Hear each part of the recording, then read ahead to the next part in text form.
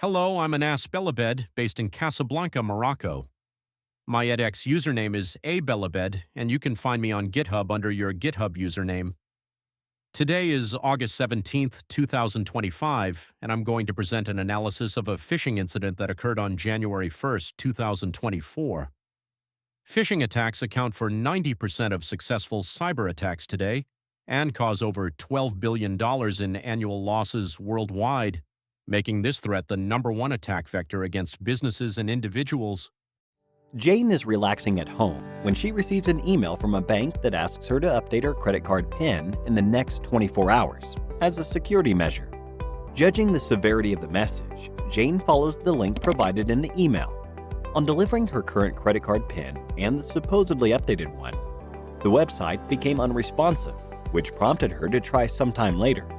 However, after a couple of hours, she noticed a significant purchase from a random website on that same credit card, which she never authorized. Frantically contacting the bank, Jane realized the original email was a counterfeit or a fake message with a malicious link that entailed credit card fraud. This is a classic example of a phishing attack.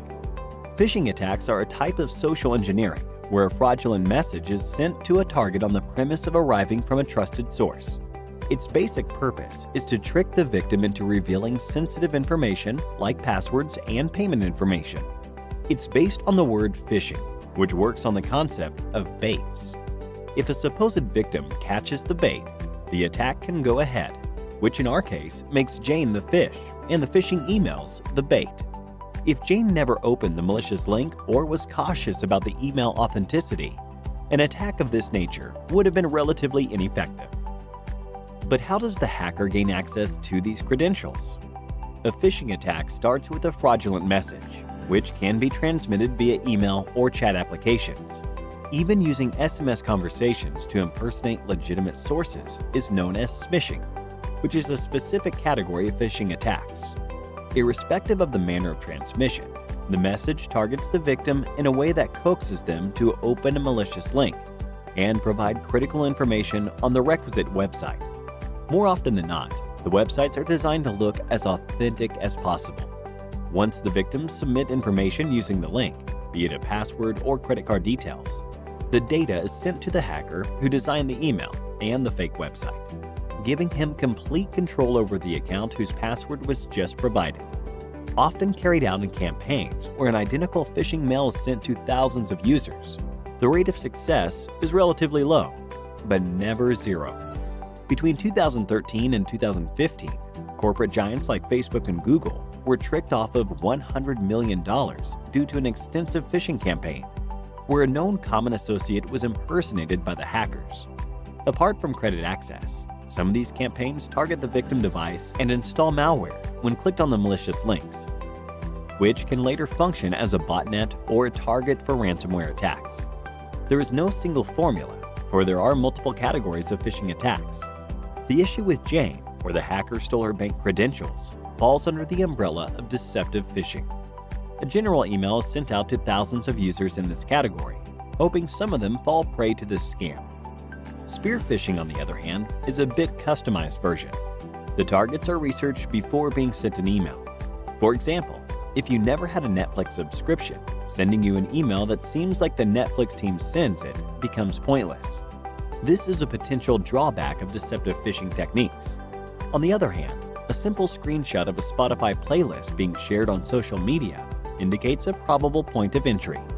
The hacker can send counterfeit messages to the target user while implying the source of such messages being Spotify, tricking them into sharing private information.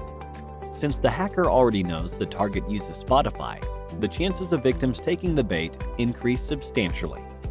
For more important targets like CEOs and people with a fortune on their back, the research done is tenfold, which can be called a case of whaling. The hackers prepare and wait for the right moment to launch their phishing attack, often to steal industry secrets for rival companies or sell them off at a higher price. Apart from just emails, farming focuses on fake websites that resemble their original counterparts as much as possible. A prevalent method is to use domain names like Facebook with a single O or YouTube with no E.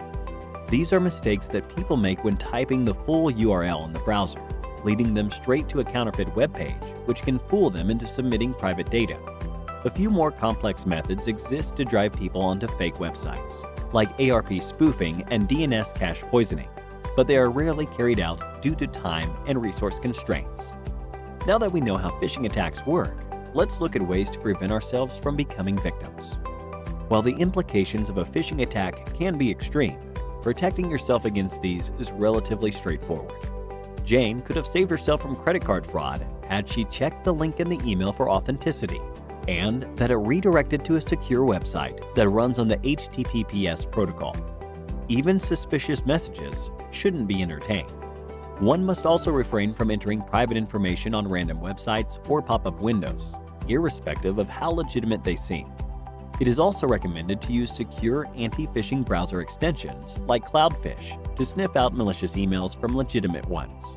The best way to prevent phishing is browsing the internet with care and being on alert for malicious attempts at all times. So, here is a question for you. If both me and my friends receive the same email that instructs us to change our Spotify password before the end of the day, even though one of us never used Spotify, what bracket does this phishing attack fall under? 1. Whaling. 2. Spear phishing. 3. Deceptive phishing. 4. Farming. Think about it and leave your answers below in the comments section, and 3 lucky winners will receive Amazon gift vouchers. Cyber attacks are becoming more prevalent due to the pandemic, where work from home is the norm, and people spend possibly more than half their day with a laptop. While we cannot stop every attack at the root, we must be informed and vigilant to phishing attacks, among others, to safeguard our data. We hope you enjoyed this video. If you did, a thumbs up would be really appreciated. Here's your reminder to subscribe to our channel and click on the bell icon for more on the latest technologies and trends. Thank you for watching, and stay tuned for more from Simplilearn.